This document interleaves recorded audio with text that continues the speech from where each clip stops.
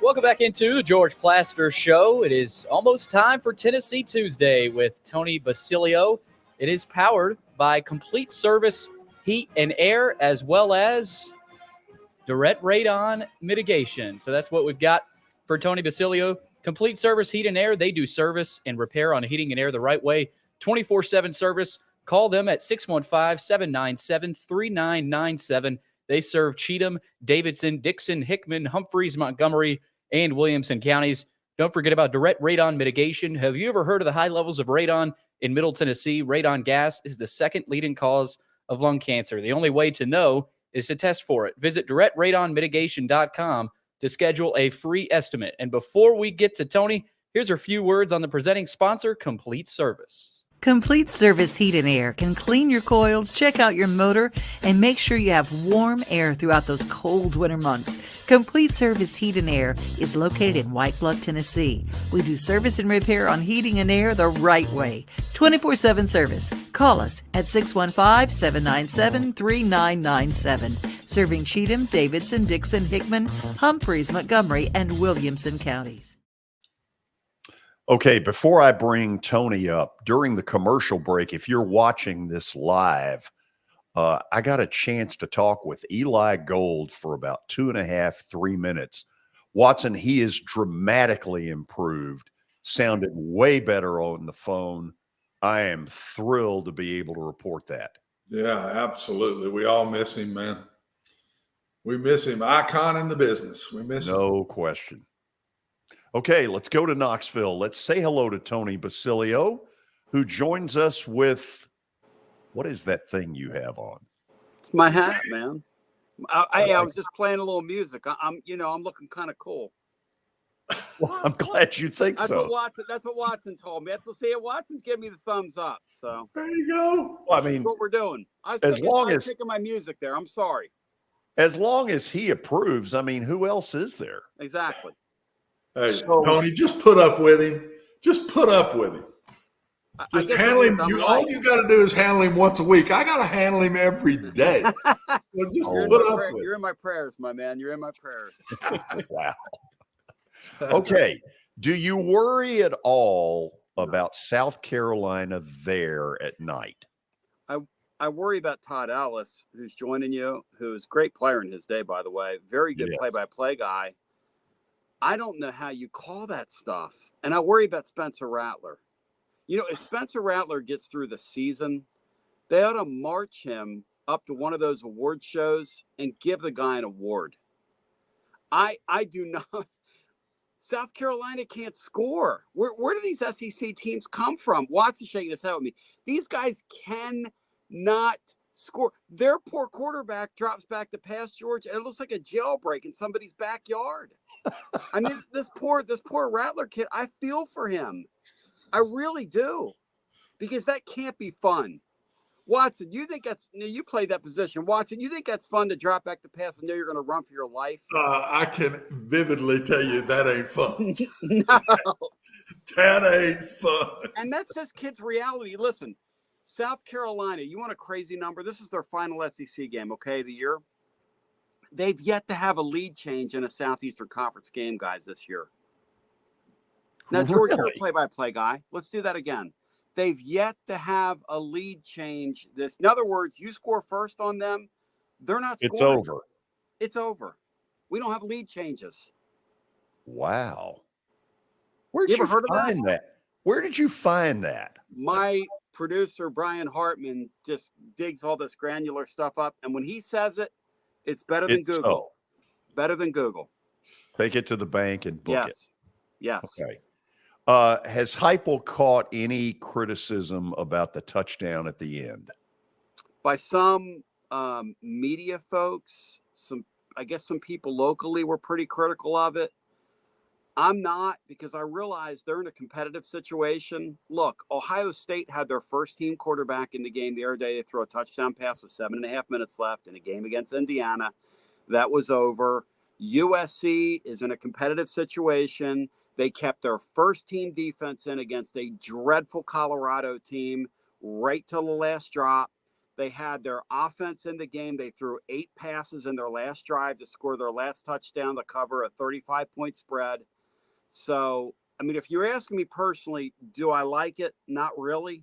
But it's the box they've put these coaches in, and they're all going for style points. I mean, it flies in the face of the football that we all grew up on, but it's the reality of the time, and it's where we are. Watson, take this and run with it and then go where you want. Aren't these committee guys smart enough to ignore that? Well, they should. The style points ought to stop at a certain point to me, Tony. Yeah. Whether it's 52 or 66 shouldn't matter.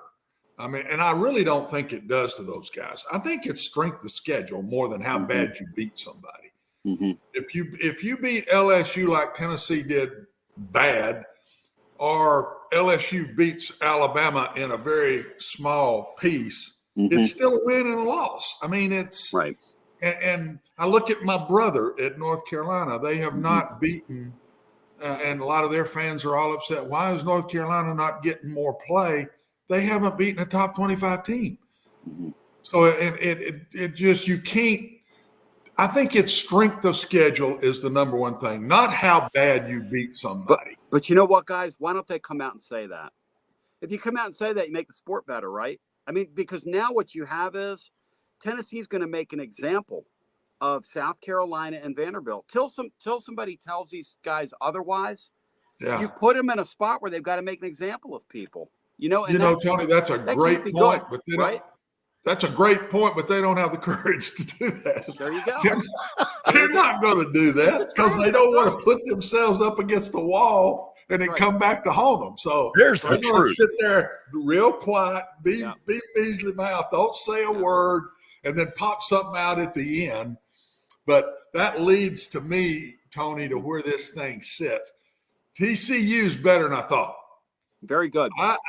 But TCU still has to play 3 tough games. 3. They got Baylor, they got Iowa State, and they got a championship game. And that's none of those 3 are going to be easy. And Tennessee's sitting there playing South Carolina and Vanderbilt. Right. Probably the 2 bottom teams right now, if Kentucky's not worked their way there. Right. The 2 of the bottom teams in the SEC. So, and they're on the road, but that doesn't matter. I mean, when they come to Nashville, they're going to be it's going to be full of orange for that game. So it's not an away game for them. So I still think Tennessee's in the catbird seat here. The only thing that scares me is if Michigan were to beat Ohio State, would that knock Ohio State below Tennessee? I'm not sure it would. That's the one thing that I get a little nervous about for Tennessee, Tony. George, you're kind of a numbers guy, and I'm not, okay? But what I would love to know is what's your criteria? Because what this playoff committee does from week to week is they just float around and they're whimsical. Oh, they make up. Who knows? Stuff. Who knows what they're going to do, guys? I mean, first of all, they don't have a formula like basketball. Those basketball guys sit in a room and they go, okay, here's our formula. We follow Ken Pom. We follow this. We follow that. It was RPI back in the day. Whatever it is, at least it's a formula.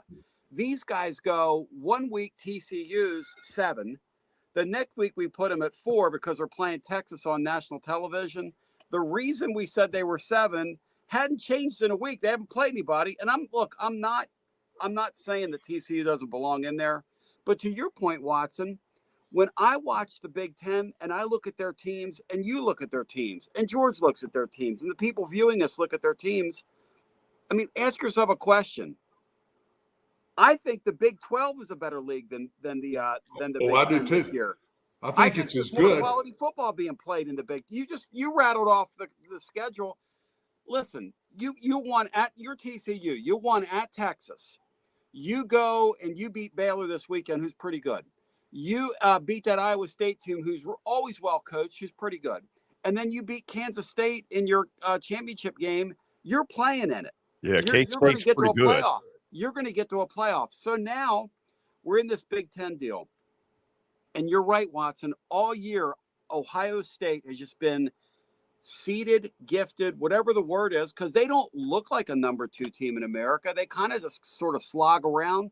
because the truth is they're not challenged in their league. Penn State's okay, but Penn State, they haven't beaten anybody. You know why? Because there's nobody in their league to beat. I mean, it's kind of weird to say that. And look, I don't want to sound, Southern fanboy football homerish, but it's just the truth. The problem is, though, those leagues draw eyeballs, and we all know that. And this is a made-for-TV event here. So that committee is liable to do anything they want to do here in a couple weeks, guys. They're liable to do anything. Well, and throw the ACC in that, Tony, too. They can't move up. They're frustrated. Yep. But there's nobody to beat in their league. Right. I mean, right. You got nobody that you can beat to bump you up. Right. And yet the top two teams, my brother being one of them, both lost to Notre Dame. Right. When I don't think they were even ranked on either one of them played them. Right. So this whole thing is unbelievable. And I still think there is a shot for Alabama. I swear, I think there's a shot. I will kill you with that statement. I know. I hurt you. I just stabbed you in the back. Tell us what it is. What is your route? Well, LSU is not beating Georgia. So they're out. That's 3 losses. LSU's out. They're not going to make it. So if Southern Cal, I'm not sure they'll beat UCLA this weekend at UCLA. And then they play Notre Dame. Yep. And so and then they probably going to play Utah again. If they lose one more, they're out. So that's a very strong possibility. Clemson or North Carolina could win, but neither one of them were in front of Alabama. So Alabama with 2 losses could very well end up really in the fight to get in this thing again if TCU loses. If TCU doesn't lose, it don't go past 5 teams. It won't go past the 5 that are there now. Either Michigan, Tennessee, and then if there was a second one, Michigan would get in. Now, if TCU loses now, and Michigan's going to lose, now there's 2 spots. So look out now. I'm telling you, this thing's crazy. But George, I love Watson. Don't even count Alabama out just yet. I love Watson, but he's lost it on this one. Yeah, you need to reach out to some family members. We need to intervene. Get his car keys. Hey, get his keys away from him. What are you talking about, Watson? Come on. I just got booed big time in Knoxville bringing that one up. I want you to bring it up on Friday. No, I'm not bringing it up.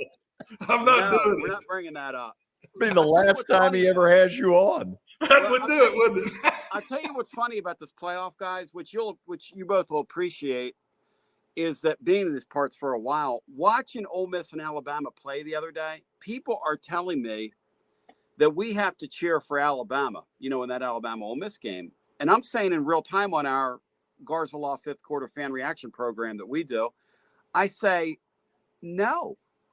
I don't care whether it benefits Tennessee or not. I don't care. You're not doing that to me. I'm not going to root for Alabama in anything. I don't care what it means. I don't care if it helps the strength of schedule. It's kind of like Vanderbilt beating Kentucky. I mean, we took great glee in that here because it's very comical. Kentucky thought they were going to a playoff this year. Guys, they're going to lose 5 games. No. They're going to lose 5 games. I don't know. I will say this, though, Tony, to give you a little breath of fresh air. Yeah.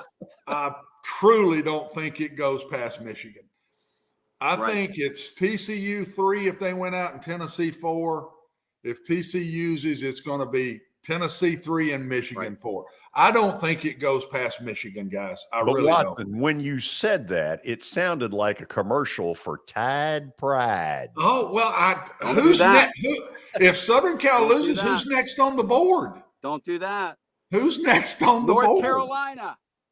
I want anybody. Don't put Alabama in that freaking playoff, Watson. Don't do that to me. Alabama is done. They're gone. Don't do that. But guys, the other thing is going to be real interesting. So let's say you get to that and you start moving these chess pieces around. There's only a few of them. But let's say that you get to a spot where it becomes the 2 Big Ten teams, the 2 SEC teams. Do they play them Do they match it so that they play each other in the first round? They can't do that. Why? They're supposed to go by seeding, period. Yeah. I know, you just seed them. Who cares? You seed them, and if they fall that way, they play. If they don't, they don't. But there's no criteria. He's bringing up a really interesting point. Does a committee sit there and say in that room, okay, nobody can say this, but we're going to move them a different way? It's a How do TV you show. do that but you can't. Public eye wouldn't let you.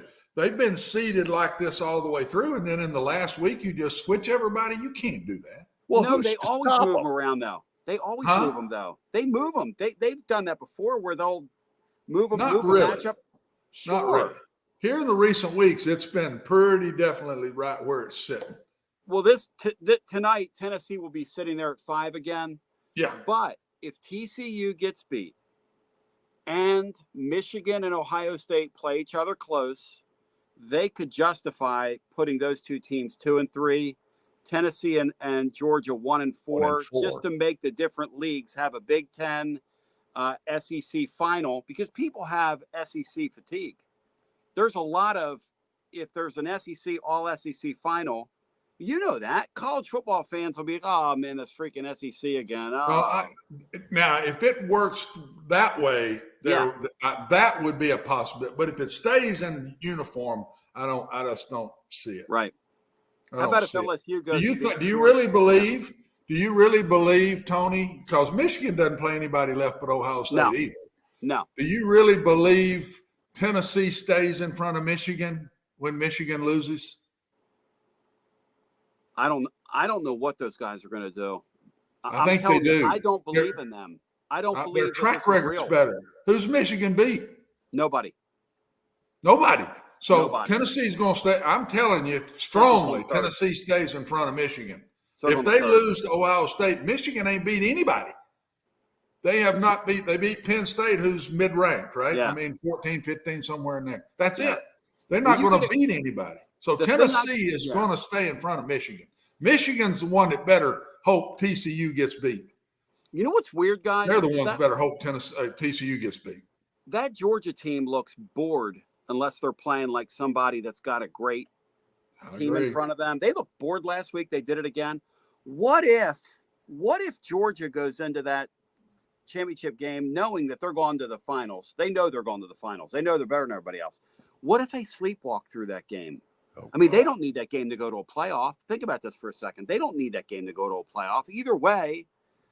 So what if LSU upsets them? What does a committee do then? They take LSU, they take Tennessee. Are you not going to take the conference champion? I mean, think about that for a second. That's going to be a total mess. You better quit talking that stuff, because that might knock the Orange out. That's what I'm saying. I mean, and that's the thing, I'm telling you, that might get them. And because I'm telling you, that LSU team, they're a different animal right now. And Georgia, unless they're playing an elite team, they just they looked uninterested last week with, now they beat them. They beat that Mississippi State team, but they did the same thing at Missouri. And that's when I started thinking that boredom thought that you're bored. Yeah. Yeah. They know. Yeah. So are you going to ask Watson about Alabama Friday? No. We're going to stay away from that. You know what we're going to do, George? We're going to pretend like this didn't happen. Really? Yeah, we're going to. So has this been omitted from the record? You've had Watson way up here on this pedestal. Yes. What did this Alabama thing do? Everybody is entitled to the one mistake, right? An odd take every once in a while, everybody's entitled to one mistake. That's right. But he's not called Confucius anymore. No, he still is. I quote him. You can't believe. I'll tell you what. Watson Brown knows his stuff. I mean, there are people that know their stuff, and there are people that know their stuff. This guy texted me the other night during the game. He goes, they're done. Like Tennessee, it was 28-24. Tennessee scored quickly, and he was like, here comes a run. And once the ball's, I'll tell you, this Heupel guy, that play they ran where they got their wide receiver, let's look at it in the backfield. Hey guys, it's the Bummerooski. Yeah, except it's a pass. Look how pretty that is. It's the Bomarooski. Wide open, but Brew McCoy and him are running wide open and against a good defense, and the game's over there. It's 28-24 right there. That game is over at that point. The closest defender is in South Carolina. It's incredible. Yeah. And speaking of South Carolina, guys, they have 2 true freshmen playing in their secondary this weekend that got confused playing against Florida. Guys, that is not a recipe for success this weekend. Tony, that is not going to be fun. There's no way they can score enough points to win that game. No way. South Carolina cannot score enough football, points to win. Anything can happen, but there's no way. They have no chance. No. Speaking of the South Carolina game, Tony, Tennessee is making the debut of the orange helmets on Saturday. I don't know if you've heard about that yet. That is official. Tennessee football Twitter. Yeah, they've talked about it all year about the orange helmets. Look, I grew up a Philadelphia Flyers fan, so watching the Broad Street Bullies back in the 70s. So if you want to go out looking like the Philadelphia Flyers, more power to you. So I got no problem with that. A little orange, a little black. I got no problem with that. End this by telling people when this game is over around 11 o'clock your time. Yeah. Then what happens? Well, it's worse than that. See, because if you can see how weathered and worn I look right now, there's a reason for this. Tonight, when they announce Tennessee's name on ESPN, I'll be on here right in this studio doing a call-in show that'll be heard by, thousands of people. And these people are sick. But look, we haven't been in this spot as a fan base in forever. So in my position, why not enjoy it? Why not really enjoy this? So we're savoring every minute of it. So tonight we're going to do what we're calling a playoff supercast reveal. We get a panel in here. We talk about it, take some calls, have some fun, talk about how we don't trust the committee. Tomorrow night, we're doing a basketball post-game show after the Florida Gulf Coast game. And then Saturday, as soon as the game ends, it all happens over at tclub.team. But we're on here doing post-game stuff all year, George. And that's why I look the way I do. This is not an act. Where's your I vote piece? You've lost your I vote piece on your hat. Well, it fell off somewhere along the way. Yeah, didn't have enough stickum. No. Tony, thank you as always. Hey, this is thank you, great guys. stuff. Yeah, See you, Tony. Thanks for coming on, man.